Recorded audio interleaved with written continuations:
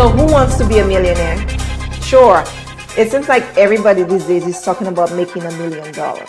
Everywhere you turn, someone is talking about having $1 million. But not everybody wants that type of money. Not everybody wants that type of lifestyle. Not everybody wants to travel the world and go to airports and stand in long lines going from place to place.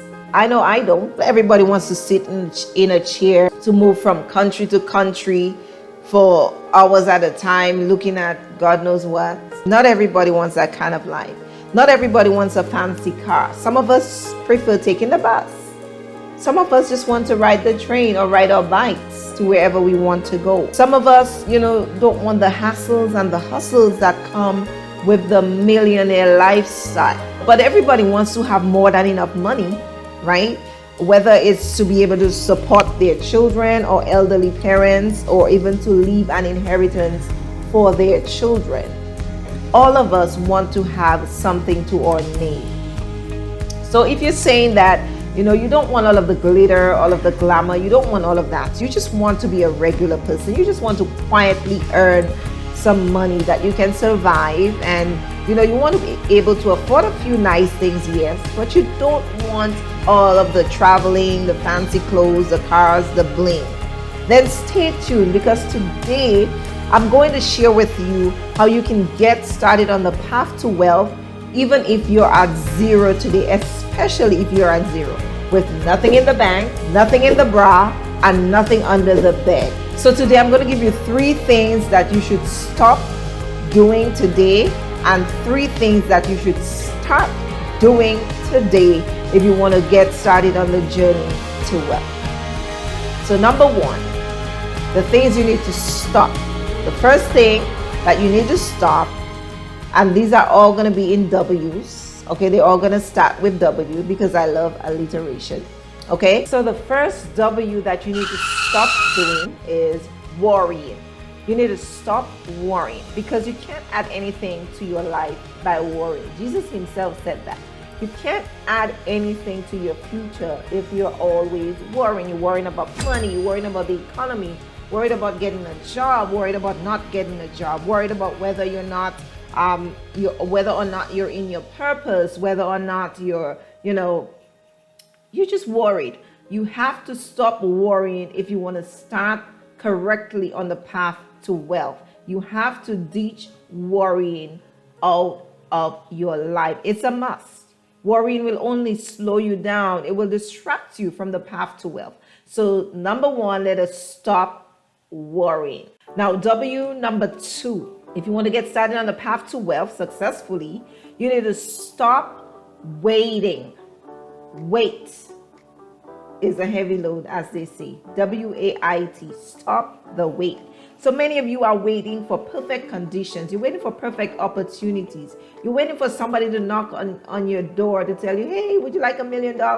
You're waiting for somebody to tell you, hey, you need to do this, you need to do that. You know exactly what you need to do. Stop waiting. You're waiting for things to be perfect. You're waiting for things, for someone to decide for you. You're waiting for somebody to choose for you. It's not going to happen. That wait will be very, very long. Stop waiting for perfect conditions before you can decide to change your financial future. You need to stop waiting for the perfect time to start saving, to start investing. Some of you are saying, well, the economy is bad right now. People are getting laid off, so now it's not a time to invest. You are very wrong. You need to stop waiting. The sooner you get in, the better off you'll be. Let us stop waiting for the right time to take risks. There will never be a perfect time. And we know there's a right time to make the decisions that you're making. There's a right time, and the right time is now. I believe there's a proverb that says the best time to plant a tree was yesterday. The next best time is today. Start today and stop waiting. So the first W is stop worrying. Number 2, you got to stop waiting. Just do it. And the third W you need to stop doing is you need to stop wasting. On the journey to wealth, you have to get rid of waste.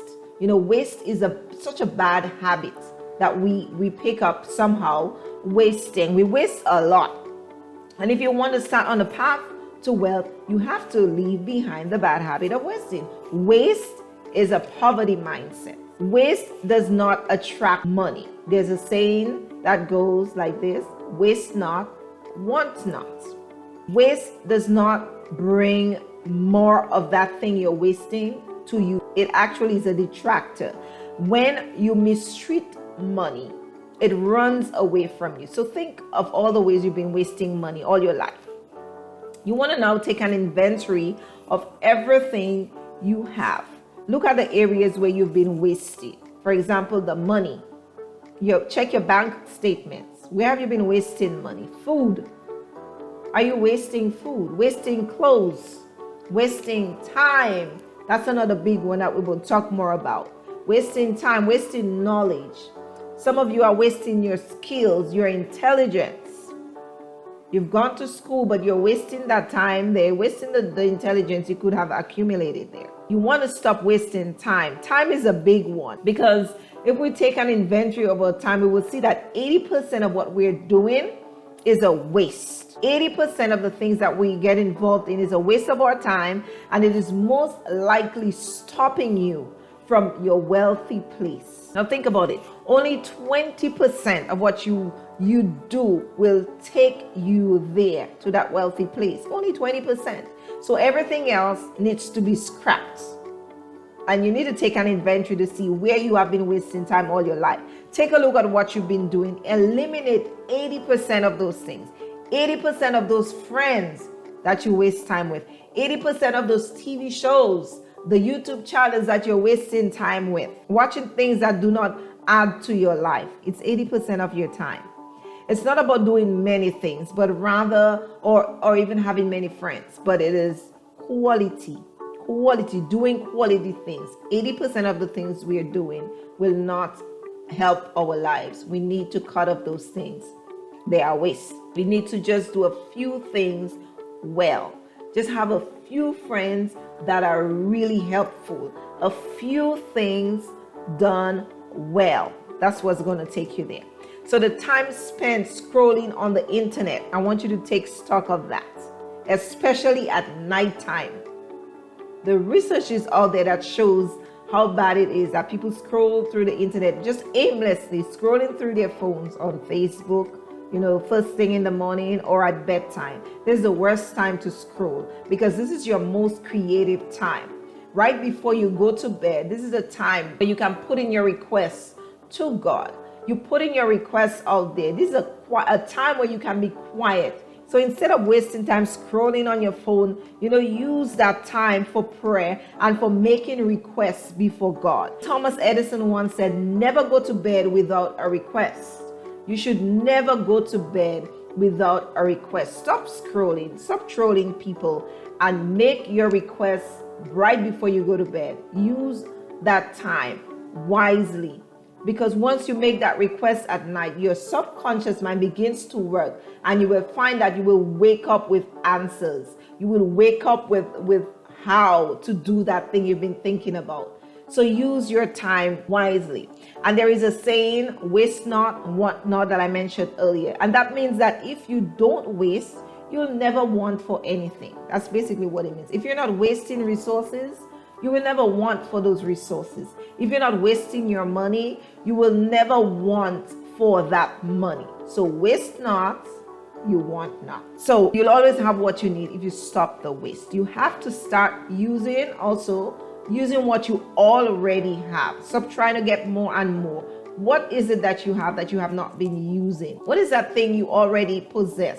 It is in your possession. What is that degree you already went to school for? What is that skill you already learned? Are you wasting it, or are you using it? Are you putting that thing to use? If you're not wasting it, then you will not have what you need when you waste. Waste not, want not. So let's be careful with wasting. Use what you already have. There is a scripture that comes to my mind. It was King Solomon who said, the lazy man does not roast what he took in hunting. The lazy man does not roast what he took in hunting. Now think about that. This is a man who went hunting. That's Proverbs 12:27. He must have put on his clothes, packed his boots, whatever he needs, whatever hunting things people use, right? He took his weapons, whatever he needed, and he packed his backpack. On the way, he went hunting.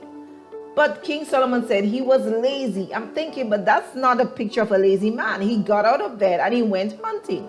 But then he said he did not roast what he took. He killed the animal, he dragged it, he brought it home, but he just left it there. That's a lazy man. Yes, he went hunting. Yes, he took animals, he killed whatever they do, but he did not finish all the way. Diligence. If you're not diligent, you are wasting. If you just hunt and you bring the thing home, but you cleaned it, you have not cooked it, you didn't roast it, you didn't bake it, fry it, whatever, however you cook, you did not finish all the way, then you have wasted and you are considered to be a lazy person. And we know that lazy people will be far from wealth. It's just the truth. If you're lazy, then poverty will be your best friend. So this scripture talks about being diligent. You have to go all the way. If you went to school, you learned, whatever you learned, you have that degree, you should be using it. Don't be a lazy man. Roast what you took. If you took a course, whatever that course was about, you should be doing something with it. Start a business with that course, or else you're considered a lazy person because you did not roast. So you need to learn how to roast what you took in hunting. But that's a different topic for a different day. If you liked this video, go ahead and like the video, subscribe, and I'll catch you in the next video.